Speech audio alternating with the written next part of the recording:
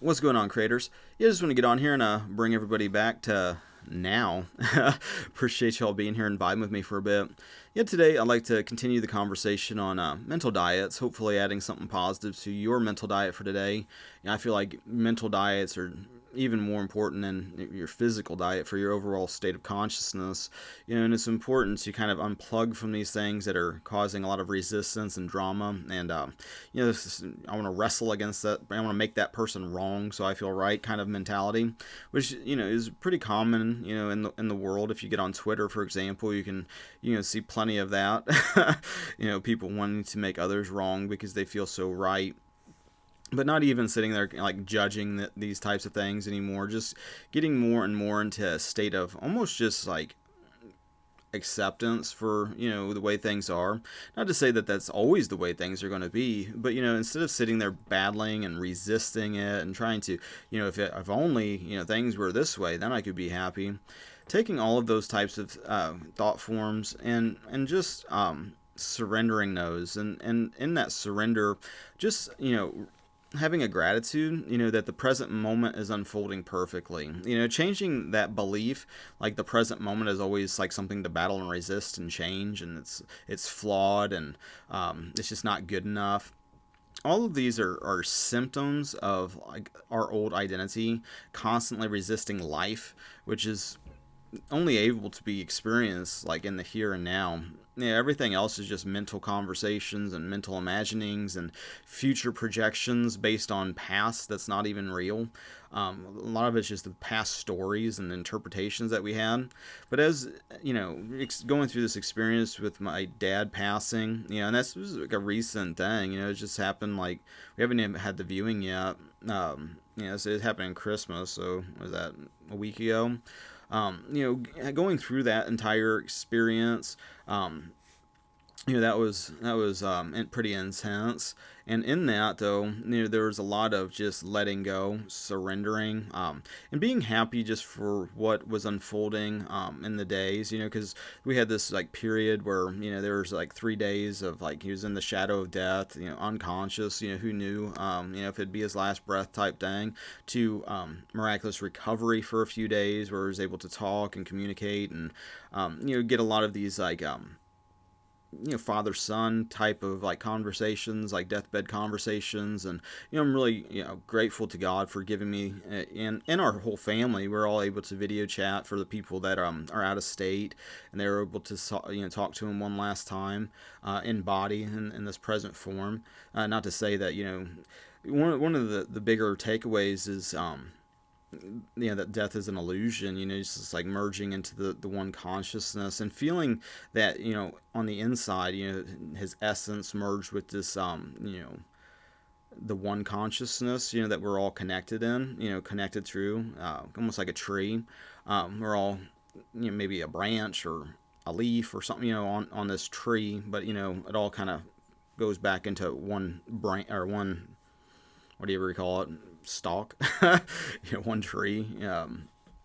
But like that whole thing, there was a lot of like just acceptance in that, because one of the things that I took away, still unpacking, still learning different things from that whole experience. But it's like watching someone that close go through this this we call it death, but the opposite of death is birth. So this like this new birth, this awakening into heaven, is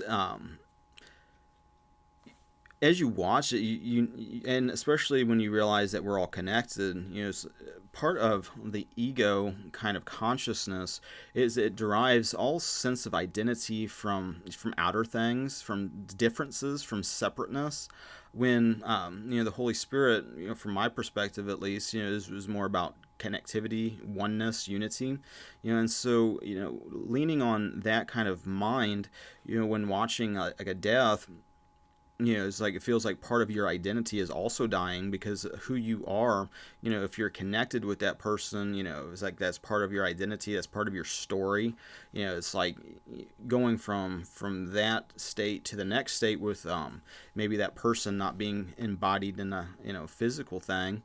that can be pretty intense and definitely terrifying for the ego, that is now faced with an issue where ultimately it's facing the unknown, which so much of living in the present moment is, being in a state of kind of faith, unknown, trust, because you're leaning on not your own understanding, which the ego mind is constantly trying to interpret from past, when it doesn't actually even, that's kind of an illusion. As you're living more in the present moment, you're seeing, your identity being reflected in your life situation. And ultimately, if your identity is not one that's connected with God, it's another sign that you're listening to the wrong guide. The ego guide, is based on an idea that you're a brain and a body and separate from God, where, you start to listen to the Holy Spirit, which is within you. You realize that you're connected with God in consciousness in this way. And so, as you're kind of experiencing these different events and circumstances, if you're able to be in a surrendered state, which basically, as I'm going to define it, is basically staying in the present moment without the double-mindedness, the resistance, and wanting things to be different or change. It's one thing, when you realize that you're looking into like a mirror. Well, if you're looking into a mirror, being connected with love, what starts to become reflected back, should start to become more, loving situations, more joyful situations, more of the fruits of the Spirit being embodied in your day-to-day life experience. And you start to experience that more and more so as you're kind of looking forward to the unfolding experience of the day. Where in the past, the quote-unquote past, it's a battle to, no, what's on the news today? Oh, it's just drama and drama and drama. Oh, what's going on in my job? Oh, scarcity. I'm not enough-ness. And all of these little stories that we tell ourselves, based on just our indoctrination, our cultural indoctrination, or our upbringing, all of these stories that we've kind of embodied for, our life experience. As we shift into the new creation now, a lot of that is letting go of those stories, letting go of those past beliefs and assumptions, and trusting that ultimately, you're being supported, that there's a infinite intelligence is maybe a less triggering way to say that's constantly, nurturing, healing, taking you to the next level as you become, able to steward what you have, which you can only steward what you have as you embody, this present moment kind of consciousness, and are able to look at what you have without making identities around it, but also trying to take care of what you have. Your body is one of those things. It's easy to kind of drift into body identification, especially maybe if you have like something wrong with your body. It's like you make your like illness or disease or whatever medical label part of your identity too.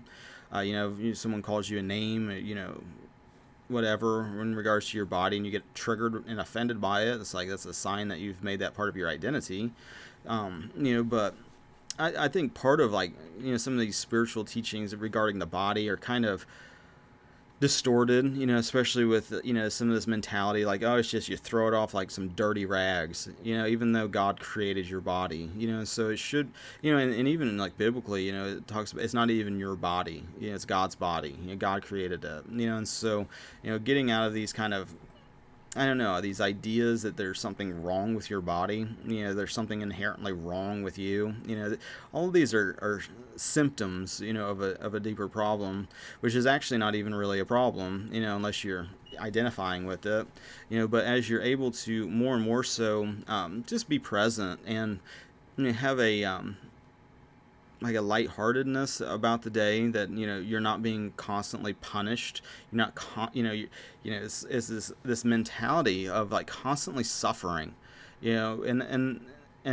that in itself is a sign that you're separating yourself from the Prince of Peace. It's a good way to start to identify when you're starting to drift into separateness instead of embodying more states of love, and really when it happens and you notice it, that's the end of it. So the faster that you become aware, like when you're drifting, to just like kind of regain your sense of presence, but not even to look at, like drifting, like you gotta be the one that battles and resists and everything else. It's more of like just trusting that God's the one that's doing it. God's the one that's like, helping you. God's the one that's like put this walk together for your awakening, and that you don't got to worry about how it's going to manifest. You don't got to worry about how the day is going to unfold. You don't got to worry about what's going on with your body. You don't, so much of this is like realize you don't have to worry. Worrying in itself is almost a sign of mental disease, because it does nothing productive. Sitting there worrying, oh, I'm in fear, especially when it's like there's just this free floating kind of anxiety where it's just like there's nothing that you can really like point your finger at, like, oh, well, there's a grizzly bear and it's showing its teeth at me, and I'm feeling some pretty intense fear. That's one thing, but even then, the more that you're able to stay conscious, the better, and that was like one of the things I experienced, with, my dad, and, all of this drama and everything from the family, with everything going on, is just like, maintaining, presence and conscious awareness. It really helps to enjoy the time that you do have with people. You're not getting lost in these stories of, what ifs and worst case scenarios, but, you can be fully present. And with my dad passing, I feel like on some level, with him being in heaven, in the eternal, it's just like, I feel like you can connect with that essence and that energy here and now. I mean, you can do it all day long. If you're staying in a state of like the eternal now, you're in the same space, and so it's like, you're able to, look at people that are like, on that side of the veil. And the thing of it is, the more that you believe that, they're still here and, eternal, with you. I mean, it's the same thing where it's like your inner beliefs, your assumptions, your conversations, that inner world gets projected out, so it's like it's only a matter of God's timing before you see that externalized to show you that that's real. It's like, I feel like that's a big part of like, believing, in Jesus, that God raised Jesus from the dead, is like you hold that belief about Jesus. Well, Jesus said himself that we're, his friends, his family. It's like we're all sons of God. God had one son, and you have the creator and the created. And so you look towards Jesus as like, God raised him from the dead, and you believe that.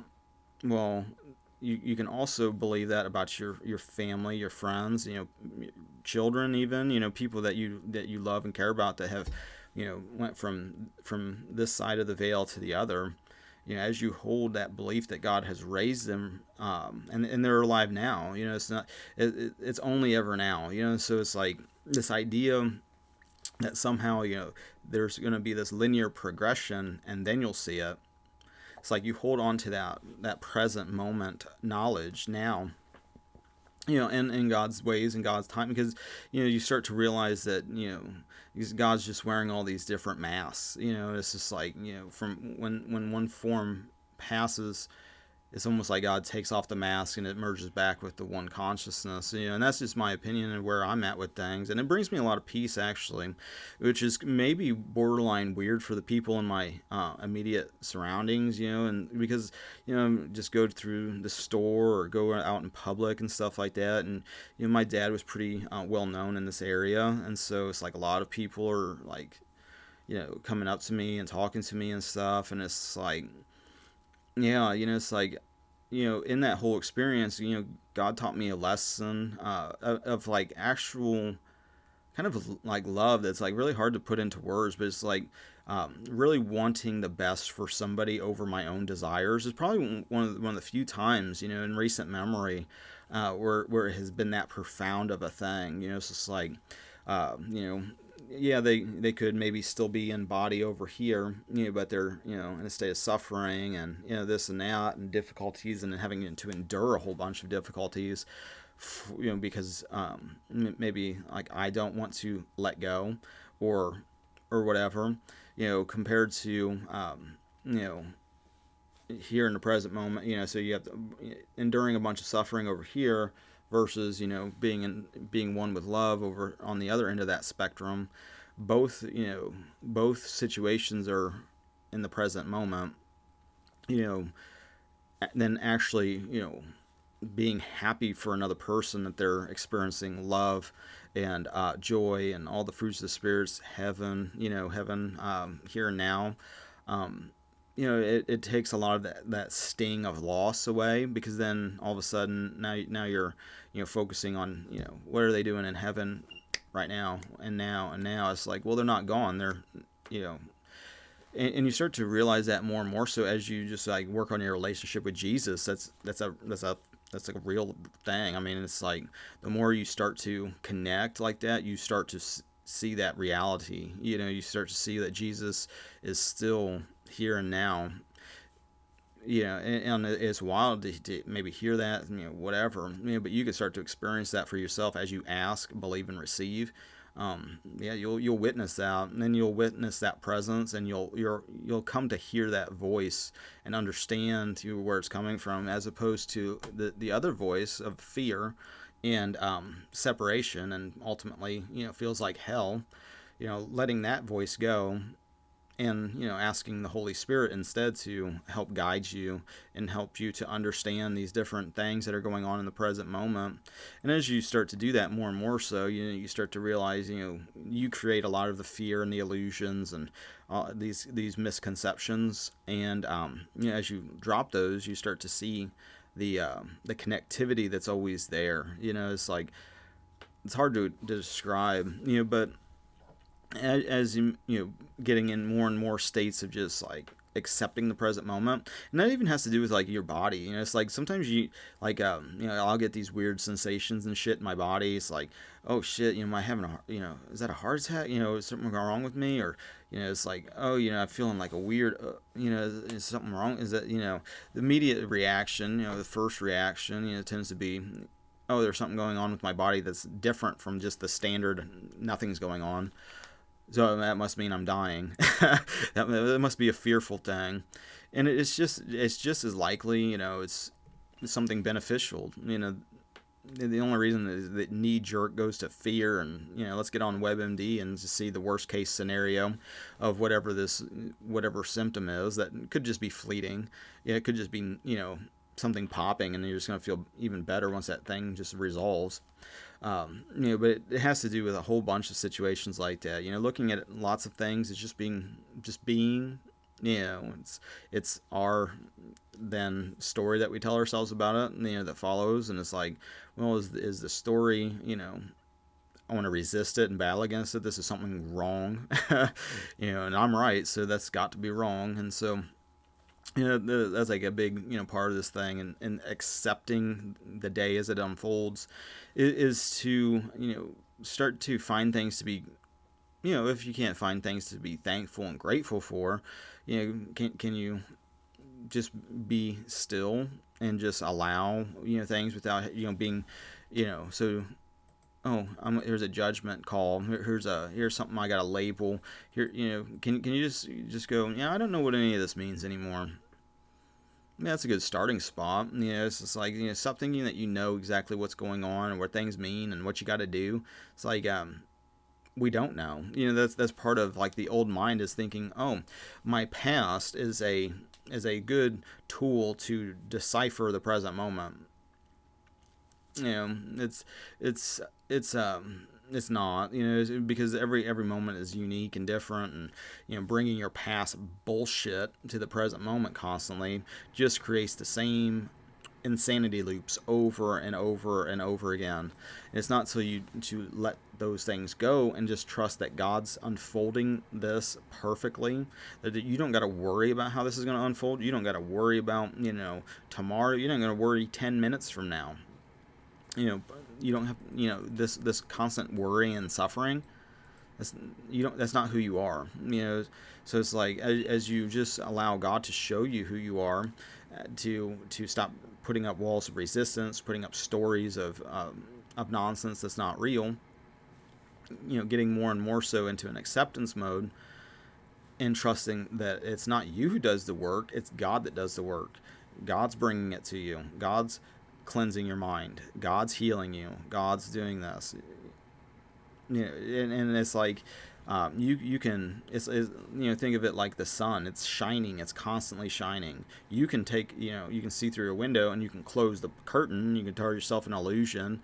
You can make up fear and suffering. But when you choose to stop doing that, it's just a choice to stop shutting the curtain. It's just to acknowledge what is already going on.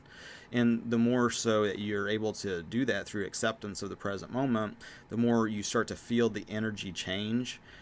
And as you start to, let yourself just be, the reflection that you'll start to see will start to reflect more and more so the fruits of the Spirit, who you actually are.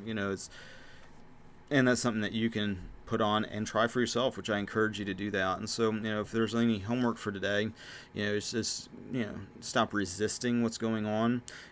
Part of stewarding is, I believe is, here's the present moment. Is there anything, that's God's putting in my awareness to maybe do or say or any of that kind of stuff? If not, then it's just, then just rest and just trust that God's doing the work. You don't have to do the work. You don't have to come up with a plan. You just have to just trust that God's doing the plan, and that you're perfectly where you need to be. It's like you don't need to get somewhere. You don't got to do something. You're already inherently good because God created you. And God's doing the work. God justifies you. So it's like, it's just more of a matter of embodying that, holding that in consciousness, and experiencing that through, whatever God brings to your awareness, to your attention, to you, I guess, and not having the double-mindedness then attached with it. So much of the even like in your desires and everything is like wanting things and then pushing it away because you don't feel worthy. All that kind of stuff is just needless mental activity that's just basically saying in the present moment, I don't accept it, which is ultimately saying you don't accept yourself, which then is creating a split, and so trying to heal that split is important, but realizing that you're already healed. God sees you as healed, and doesn't acknowledge your illusions. And so, with that being said, I think I'm gonna bounce. So I just wanted to bring that to you guys, and hopefully, you can try it out for yourself. Hopefully, that brings you some peace for today, and the coming days. It's only ever one day. It's just over and over again. It's always different, but it's always the present moment. And once you really get down, things start to really kind of go up a next level, I guess. But like other than that, I appreciate you guys liking, sharing, subscribing, all the social networking things. I appreciate your spiritual support and your financial support. Thank you for that. I think that's going to be about it, though. So until the next now, God bless.